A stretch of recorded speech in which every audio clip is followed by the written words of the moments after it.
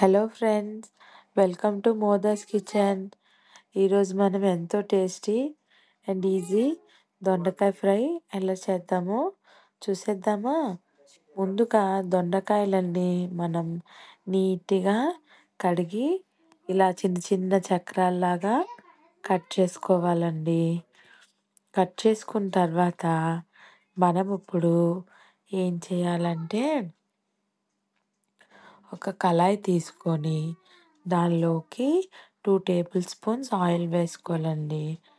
Oil కొంచెం వేడెక్కిన తర్వాత అందులో కొంచెం పోపులు అండ్ అలాగే మనం కొంచెం కరివేపాకు అండ్ ఇంకా ఉల్లిపాయలు, పచ్చిమిరపకాయలు వేసుకొని ఇవన్నీ కూడా ఆయిల్లో బాగా ఫ్రై అయ్యే వరకు మనం ఫ్రై చేసుకోవాలండి.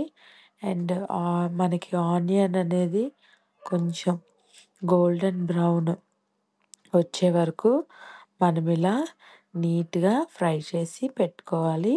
ఇప్పుడు అందులోకి మనము కట్ చేసి పెట్టుకున్న దొండకాయ ముక్కల్ని వేసుకోవాలండి. వేసుకొని మనము రుచికి సరిపడినంత ఉప్పు కూడా వేసుకొని మనము మూత పెట్టి దాన్ని ఫ్రై అవ్వనివ్వాలండి. కలిపి నీట్గా ఫ్రై అవ్వనివ్వాలి. మనం ఇలా మధ్యలో ఒక 5 మినిట్స్కి ఒకసారి మూత ఓపెన్ చేసుకొని మనం ఒకసారి కలుపుకుంటూ ఉండాలి. ఎందుకంటే ఈవెన్గా ఫ్రై అవ్వాలి కదండి.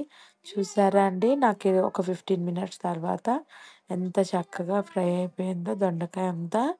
ఇప్పుడు అందులోకి మనం సరిపడా కారం వేసుకొని ఒక్కసారి కలుపుకొని ఇప్పుడు మనము మూత పెట్టి ఒక 5 మినిట్స్ ఉంచాలండి, మనకు ఆ కారము ఇది పోవడానికి. సో దొండకాయ ఫ్రై రెడీ.